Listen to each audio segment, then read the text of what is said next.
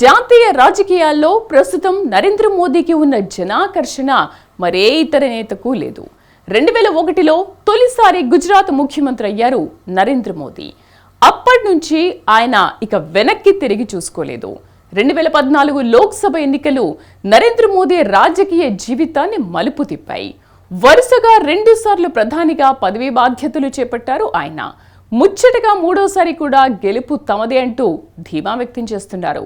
అసలు సైద్ధాంతిక పునాదులపై నడిచే భారతీయ జనతా పార్టీలో నరేంద్ర మోదీకి ఎందుకంత క్రేజ్ వచ్చింది? బీజేపీ అంటే నరేంద్ర మోదీయే అనే స్థాయికి ఆయన ఎలా ఎదిగారు?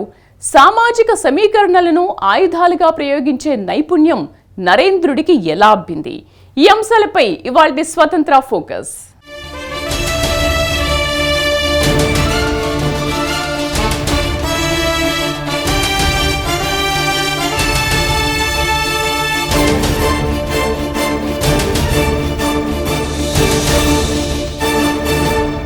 ఛాయ్వాలాగా జీవితాన్ని ప్రారంభించిన నరేంద్ర మోదీ అంచెలంచెలుగా ఎదిగారు. తొలి రోజుల్లో విశ్వ హిందూ పరిషత్లో ఆయన పనిచేశారు. అట్నుంచి బీజేపీలోకి వెళ్లారు.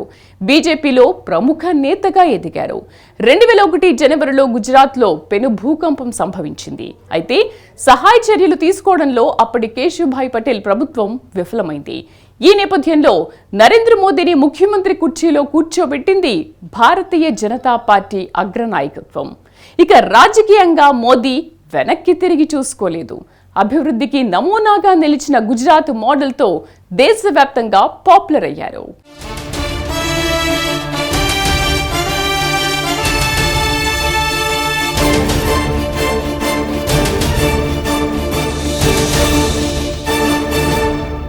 భారతీయ జనతా పార్టీ నాయకుల్లో ఎంతటి పెద్దవారైనా రాష్ట్రీయ స్వయం సేవకు లోబడి పనిచేయాల్సిందే. నాగపూర్లోని ఆర్ఎస్ఎస్ ప్రధాన కార్యాలయం ఇచ్చే ఆదేశాలను పాటించి తీరాల్సిందే. అయితే ప్రస్తుతం ఆర్ఎస్ఎస్ను మించిన చరిష్మా ప్రధాని నరేంద్ర మోడీ సొంతం చేసుకున్నారంటారు రాజకీయ విశ్లేషకులు. ఇందులో కాస్తంత అతిశయోక్తి ఉన్నా జాతీయ రాజకీయాల్లో ఇప్పటికీ ప్రధాని నరేంద్ర మోడీయే అత్యంత చరిష్మా గల నాయకుడు. ఇందులో రెండో ముచ్చటే లేదు. నరేంద్ర మోడీ రాజకీయంగా 100% ఆర్ఎస్ఎస్ ప్రాడక్ట్. 1950 సెప్టెంబర్ 17న గుజరాత్లోని మెహ్సానా జిల్లాలోని వాద్నగర్లో ఒక మధ్యతరగతి కుటుంబంలో జన్మించారు నరేంద్ర మోడీ. స్థానిక స్కూల్లో చదువుకున్నారు. మోడీ డిగ్రీ చదివినట్లు చెబుతారు. అయితే ఆయన డిగ్రీ చదువు మీద వివాదం ఉంది. చదువు సంగతి వదిలేస్తే 1970లో విశ్వ హిందూ పరిషత్లో చేరారు నరేంద్ర మోడీ.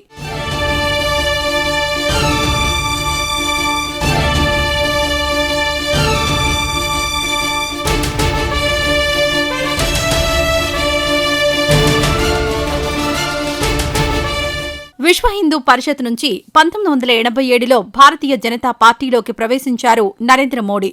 ఆ తర్వాత బీజేపీలో అంచెలంచెలుగా ఎదిగారు.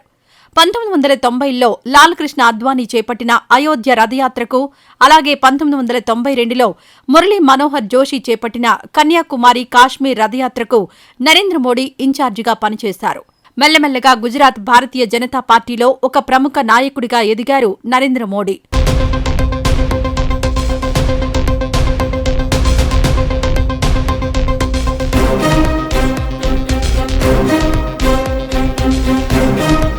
2001 జనవరిలో గుజరాత్లో పెను భూకంపం సంభవించింది. అయితే సహాయ కార్యక్రమాలు చేపట్టడంలో అప్పటి కేశుభాయ్ పటేల్ ప్రభుత్వం విఫలమైంది. దీంతో కేశుభాయ్ పటేల్ను ముఖ్యమంత్రి పదవి నుంచి బీజేపీ అగ్రనాయకత్వం తొలగించింది.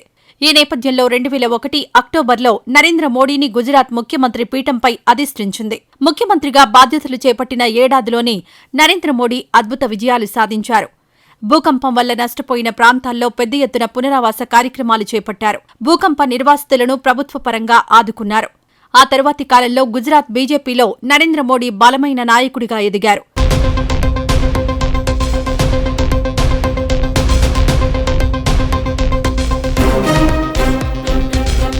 2012 గుజరాత్ అసెంబ్లీ ఎన్నికల్లో నరేంద్ర మోడీ నాయకత్వంలో బీజేపీ పోటీ చేసింది.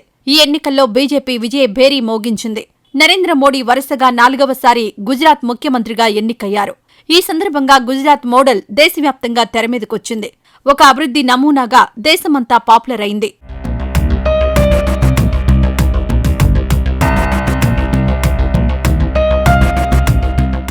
నరేంద్ర మోడీ హయాంలో గుజరాత్ రాష్ట్రం పారిశ్రామికంగా బాగా అభివృద్ధి చెందింది.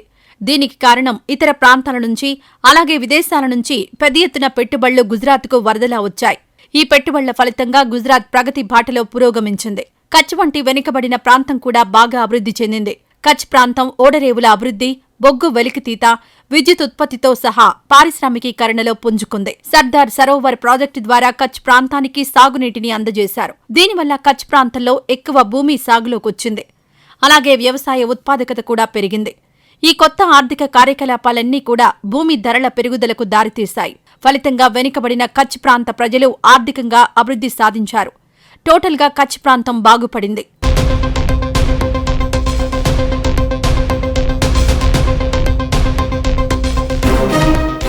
ఆ తర్వాత 2014లో వచ్చిన లోక్సభ ఎన్నికలు నరేంద్ర మోడీ రాజకీయ జీవితాన్ని మలుపు తిప్పాయి.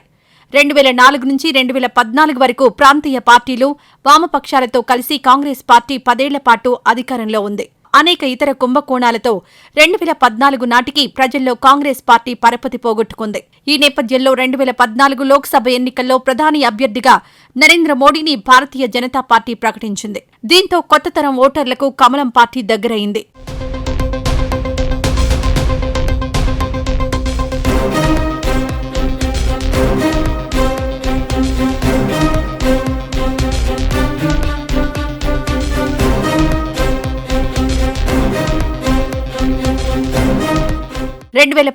లోక్సభ ఎన్నికల్లో భారతీయ జనతా పార్టీకి ప్రజలు పట్టం కట్టారు.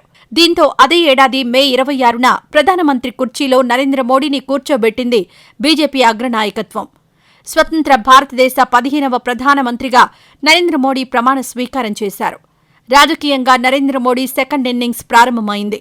5 ఏళ్ల తర్వాత 2019లో జరిగిన లోక్సభ ఎన్నికల్లోనూ నరేంద్ర మోడీ నాయకత్వంలో బీజేపీ విజయ దుందుబి మోగించింది. 2019లో సొంతంగా 303 సీట్లు సాధించి తిరుగులేని ఆధిపత్యం చలాయించే స్థాయికి భారతీయ జనతా పార్టీ చేరింది. ప్రధానిగా నరేంద్ర మోడీ రెండోసారి బాధ్యతలు చేపట్టారు. జీవితంలో ఎదురైన అనేక అవరోధాలను దాటుకుంటూ చివరకు దేశ ప్రధాని పదవి వరకు ఎదిగారు చాయ్వాలా.